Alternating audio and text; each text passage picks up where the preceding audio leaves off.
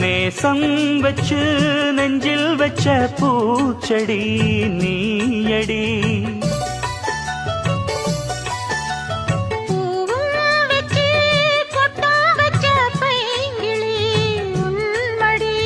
பாசம் வச்சு பாடும் பாட்டை கேளடி என் கண்மணி. உள்ளம் என்னும் வீட்டிலே ஒட்டி வச்ச ஓவியம், எண்ணம் என்னும் ஏட்டிலே அச்சடிச்ச காவியம். மனசுக்குள் கோயில் கட்டி மகராசி ஒன்ன வச்சு பொழுதானா பூச பண்ணி வாழுறேன்.